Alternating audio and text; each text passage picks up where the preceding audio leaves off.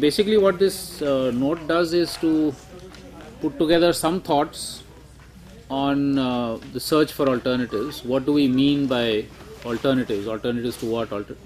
What is exactly that we mean by this term itself? Then some thoughts on,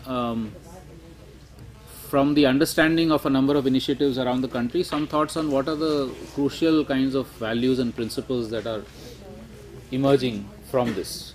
So in the question of what is an alternative, what this note has is there are at least five basic elements of what is an alternative. The first one is ecological sustainability. So clearly, if we are overstressing the limits of the earth or of the area in which we are living, then we have to find ways in which we can actually sustain ourselves within the limits of what the earth can provide us. Second element is social well-being and justice. So this includes everything with us in terms of our individual health and well-being, us being happy, contented, etc., but also equality and equity in society, whether it's gender or caste or class or age or whatever. So the way society advanced, which I call advancement of capitalism, this whole question of bifurcation of work and play took place somewhere. I think it is also we need to rediscover this. How do you make work a much more a creative engagement? I mean, I'm sure even education, how do you make it a creative engagement? I think this whole dichotomy saying that I do work 8 hours or 10 hours or 12 hours and then we have half an hour or 1 hour for whatever recreational activity. This sort of binaries between these two, I think somewhere we need to in a new society.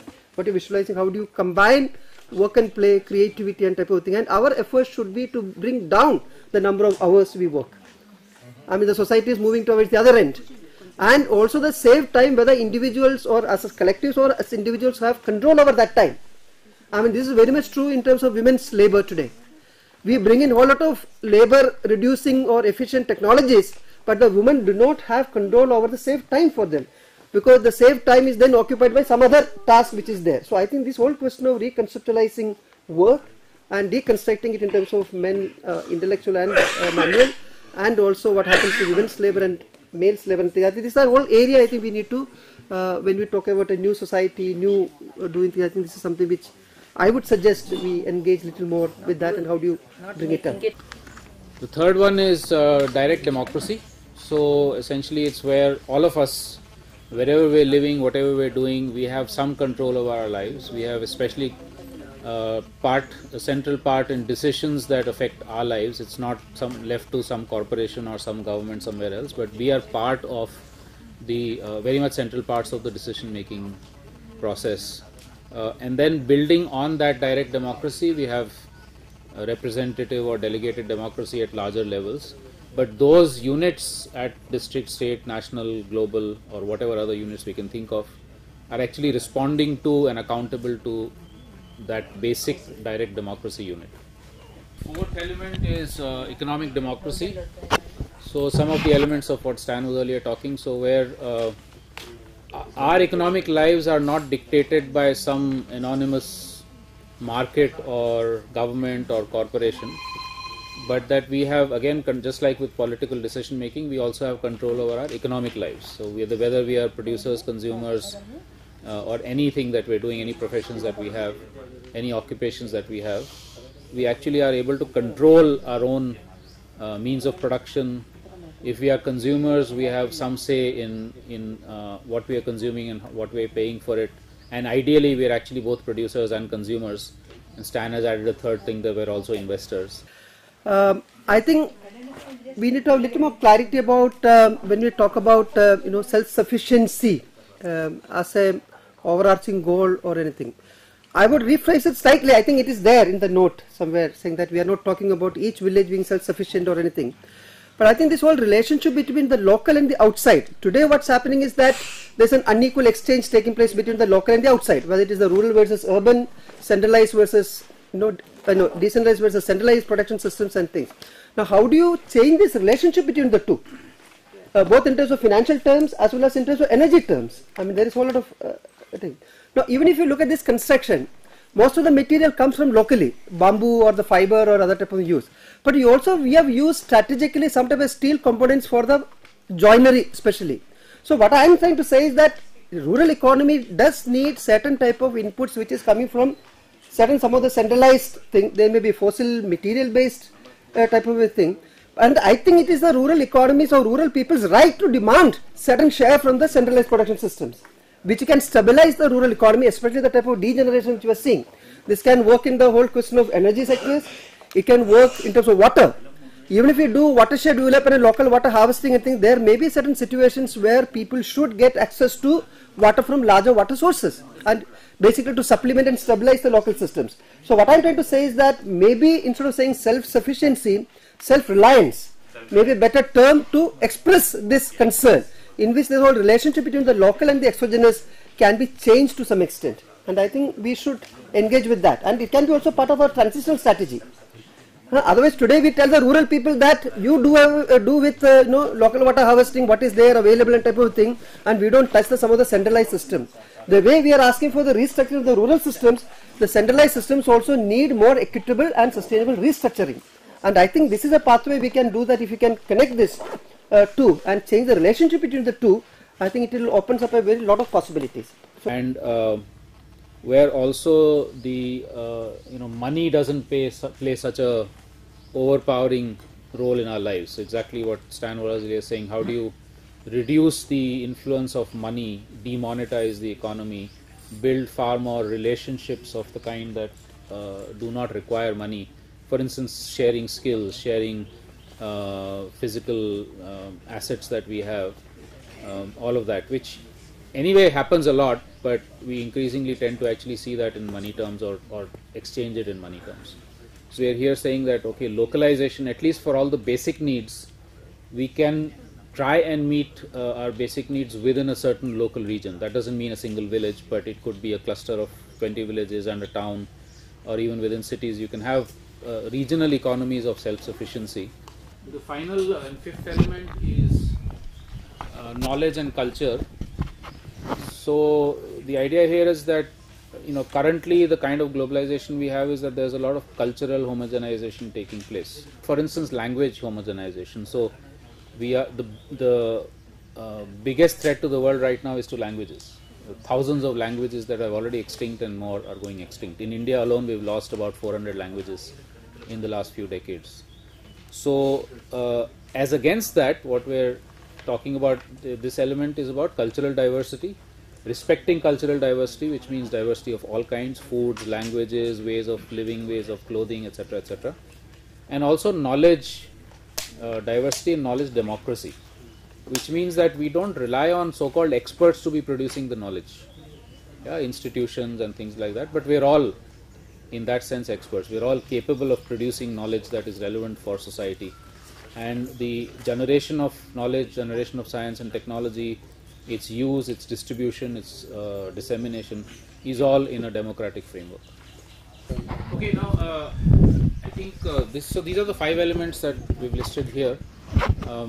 The question is whether any of the initiatives that we know of or which were described over the last 2 days, do they meet all these criteria? And they may not, because it's not like any of us is perfect in what we're doing, and we may not have necessarily thought of all these different angles to what we're doing. But what we're proposing here in this process is that if at least 2 of these are being met and the others are being attempted or at least thought of and considered, so that for instance somebody is trying and is achieving social justice, much better, say gender equality, empowerment, women's empowerment, etc., hasn't yet considered ecological sustainability, but it's part of at least some discussions that are going on, some thinking that is taking place. So that's how we think that we need to look at alternatives, because we're not going to find anything that's perfect and meet all these 5 elements. But we will find people trying various different kinds of things. So in transition, alternatives that are in transition. In each one of the sectors that we work in, what are the kinds of alternatives that are already being tried?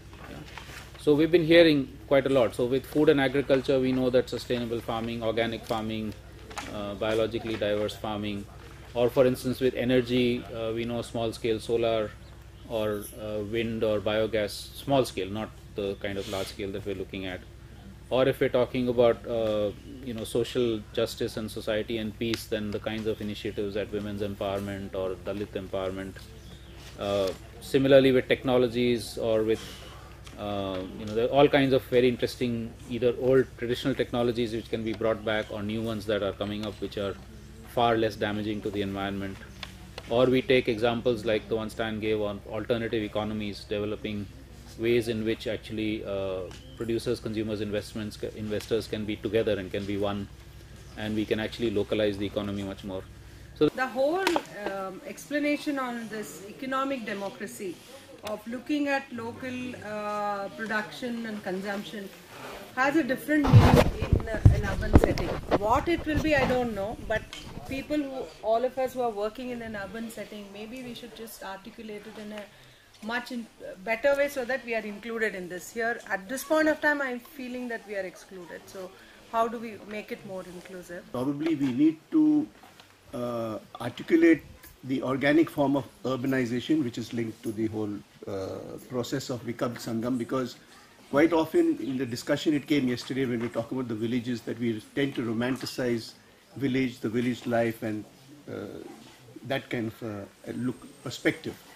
There's a whole lot of marginalized communities in the cities who form the majority and who are neglected. Therefore, what is an organic form of urbanization which is linked to livelihood, which is linked to well-being, which is linked to sustainable living, as well as the whole question of resources and resource management and the hegemony of urban and small town agglomerations over things like water, food and other things. So I think that needs to form an important part of our Vikalp Sangam list. There are lots and lots of, there are actually hundreds of different kinds of things that are being attempted in each of these different sectors. Even with politics, yesterday to the smaller group I was giving the example of a village in central India which is completely 100% direct democracy. No decision can be taken in that village by anybody, including the government, unless the full Gram Sabha has by consensus okayed it. So there are examples of this kind of, and what I've just done is basically list out the kinds of things that can be happening or are happening in each of the sectors that we work in. The third part of the note actually is about what are the common values and principles that are coming out from these different initiatives, things that we are working on. Some I've already mentioned as part of the initial elements, so I won't mention them again. But I think there are some that are worth emphasizing or re-emphasizing. One is that just like we talk about each other's rights, the principle or the value of rights of the rest of nature, of other species, of natural ecosystems, forests, wetlands, rivers, etc., etc. That has been something that's been part of our civilization for a long time, many different kinds of civilizations. But it needs to be brought back because right now we have a very exploitative relationship with the rest of nature.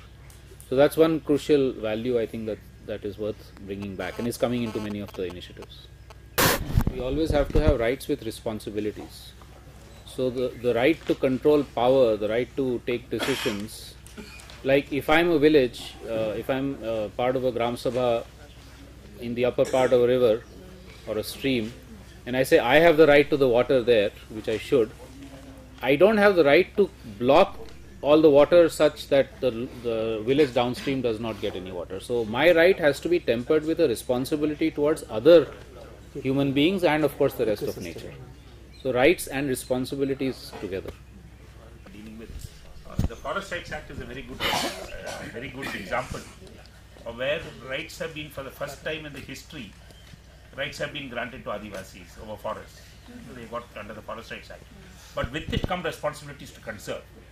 So they cannot actually exercise their rights without exercising their obligations or responsibilities to conserve. So I think that's a very good example of where rights and responsibilities are very visible and can be elaborated. The need to think of all of this as collectives, not as individuals. Of course the individual is important, but I think, if I remember correctly, there's an African proverb, African principle called Ubuntu, which is that I am because you are, or I am because we are, which is very different from the Western thing of I think therefore I am, or I am therefore I think, or whatever.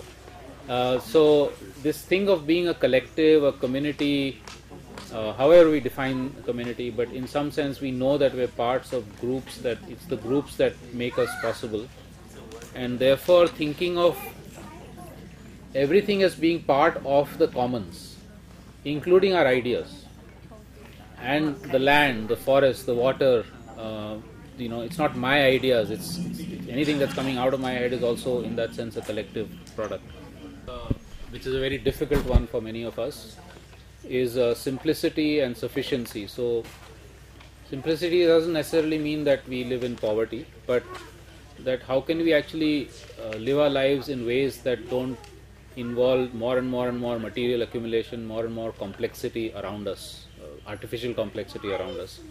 But simplicity, I think the traditionally Indian word is aparigraha, is about sufficiency or enoughness. That how do we actually within ourselves have the capacity to learn that this is enough. We don't need to have more and more and more and more and more, which is what the capitalist system tells us, that more and more accumulation is what we need. Okay, last value principle, and then I'll end with a few questions, is dignity of labor and work. It's actually a very interesting phenomenon today that a farmer will get less income than a agricultural critic or a person who writes about agriculture in a newspaper.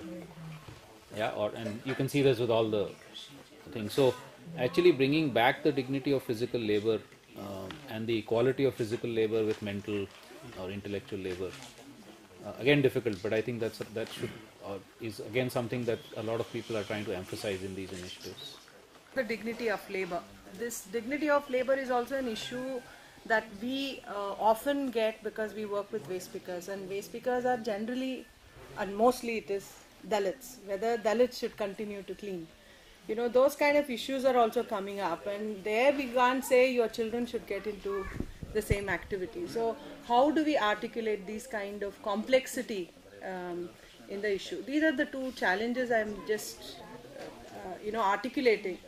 I think the point about dignity of labor is how do I bring myself to have dignity in what I can do, rather than giving dignity to somebody else. Like, can I look at my own way of cooking, cleaning my house, the way I grind my masala, or the way I clean my toilet and things like that. I think it is more for me to look at myself and what dignity I have in what I do and enjoy that, and not look at it as something that somebody else has to do. So I think I would see that in that spirit. Yeah. I think the first point I want to make is we need to look at work as a concept a little more critically.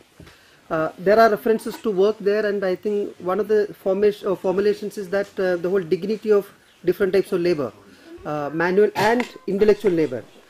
I would say that in the Indian context with the caste system things, there is a whole lot of respect and dignity for the intellectual labor. I think the whole issue is about how do you foreground manual labor in this country. I mean, that is something which we need to work on, and how do we bring in that type of dignity to manual labor. So I would suggest that even if you take off that intellectual labor from that, because that is there with this, and all of us are respected because we do intellectual work and type of thing. What is looked down upon is, and I think good that she brought in the whole question of manual scavenging. Though there is an act today in terms of that, I think, that's the way the Indian society is working. So I think how do we re-look at labor, manual labor is an important thing. In being secular, we have sort of underplayed the whole aspect of spirituality, and that seems spirituality, which needs to form an important part of the Vikalp Sangam. And a lot of the values which we have been talking about, the collectivization of money or of resources, etc., is based on a value principle which I think is most important to be said over here, is the whole question of sharing and caring, which must be explicitly stated in the Vikalp Sangam list of, say, principles or wherever we look at it. My suggestion to add to one of the 5 core principles of what is alternative, or maybe it comes into the values, but this is what I've written. A radical re-engagement with who or what a human being is. Are we atomized individual units, separate bags of skin, or are we a part of a larger whole, a web of life? If yes, what is the nature of the part and the whole? Okay, so I'll just end with 3 or 4 questions, which at least there are questions for me, and maybe there are many others, including some that came from yesterday. One is how much of our traditional practices and thoughts and worldviews are relevant for this kind of a alternative vision, without falling into the trap of communal forces or the trap of patriarchal forces, or gender insensitive, etc. So caste and so on. How much are ancient and early practices and concepts that have emerged over the last few thousand years in India still relevant? I think we need to get our hands dirty and engage with them, and only then we'll be able to know what is relevant today, what is co-optable, what is not co-optable. So I think that's urgent, is to engage with them, and then sort of figure out for today what is relevant and what is not relevant. I think Gandhiji tried that with Yama and Niyamas. That's where Aparigraha also comes from. Maybe today we need to re-engage with it again. What is it we can learn from some of our most important intellectual traditions? Whether it's Gandhi, or it's Marx, or it's Ambedkar, or it's Tagore, or many others that we can actually think of. Do we unquestioningly accept what they were saying, or do we do it in a critical manner? There's amazing things that they have written, said, etc. Not just these, but many other individuals from our past. Again, it becomes silos of ideologies that rarely dialogue with each other. I'm glad some examples were mentioned on where some dialogue is happening. I think more of that needs to be increased. And many of you are sort of probably leading organizations. If we can create study groups, and I don't want intellectual as a bad name, I'd rather say traditions of praxis more than just intellectual traditions. If we can see how we can open up study groups or experimentation around this, it's not just about reading in a book and talking about it, right? How do we make all this relevant to today's youth, especially to today's urban youth, but increasingly also the rural youth? And we saw yesterday, again, there was some discussion about how, like with DDS and others, that the current generation which is doing things is fearing that the next generation may not actually carry on some of that work. So what is it that would actually excite today's youth in all of this, which would enable them to be part of this kind of a transformation? What are the political agents of change? So who do we look to? Is it going to be political parties, NGOs, people's movements, trade unions, academics, politicians, Vikalp Sangamis? Who will be the sort of crucial agents of political agents of change trying to make all this happen? It doesn't have to be one, but I mean, what would be the mix of change? See, there was so much discussion on the political aspect and the need for a political agency. What exactly it should be still needs to be further discussed and all that. But somewhere explicitly we should be able to mention that in this draft, that the need for political agency to carry all these great dreams, and somewhere, and that should start from the individuals. We as individuals, we will participate in the political process in whatever way we choose. So political agency, I think, is an important question. I think it has been running through even yesterday's discussion to some extent. So my submission would be that two things. One, very practical thing. Maybe can we in the next Sangams make a conscious effort to bring in people who are in the social movement sphere. Different things, whether it's Dalit movement, women's movement, movements on environment, displacement. In the urban space, a lot of things are happening today. There are movements around pollution or other type of things which is has a mass character. But who are also amenable to engage with alternatives. The problem is that you are also got very traditional movements which think all these are very reformist agenda. All this talk about alternatives and things. But there are people out there who would like to engage that. Can we identify them, bring them into this dialogue and process? Maybe that may be one concrete thing of engaging. Second issue, I think, is, I said that's the beginning, but I think more at a theoretical level, which Ashish said, there are problems with it. I'm not saying it's a very simplistic thing, but there are efforts of that type of doing integration of different type of progressive thinking and progressive ideologies into this. In Maharashtra, for example, I am part of it or I am aware of things like how there's an effort to bring Phule, Ambedkar and Marx together into as an integrated understanding and things. So similarly, I think maybe, but the problem is that the language we speak, it's not like we can't just take say this is Marx and we can have the study classes like the earlier days. I mean the issue about youth, for example, youth is actually, for example, I mean I'm sorry to say, very often I found that no sense of history to some extent. What has happened in this country or that type of thing. So probably we need to re-articulate some of these things in a different language where integration takes place, and I think a conscious effort to make it which can conducive take this alternative perspective or the framework which Ashish presented forward. I think there's an effort to do it. It's a very long-term task. I think people who would like to do it, I think we can volunteer, or how do we, I think there's an effort need to do it. Yeah. We haven't also talked about the current urbanization that is already there and the urbanization that might probably happen in the future. ఎక్కడ కూడా ఇప్పుడు మనం మాట్లాడుకునే అంశాల్లో కానీ లేకపోతే మనం వికల్పక prepare చేసిన నోట్లో కానీ ఈ డిజేబిలిటీ అనే అంశం ఎక్కడా లేదు. ఎందుకంటే ఇప్పుడు వికలాంగులు కూడా చాలా సపోర్ట్ అవసరం. It is important that we should work towards when we talk about equal status for everybody, dignity for everybody. Some people who are really at the fringes, that is one such section is people with disabilities.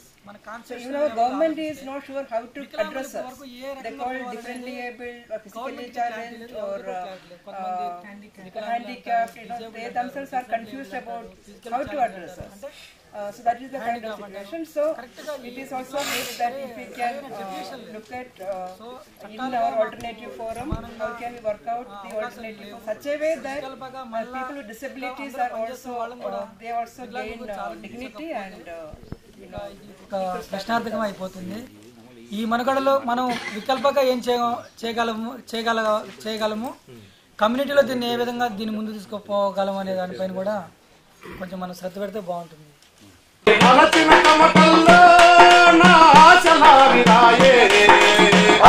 చెమటల్లో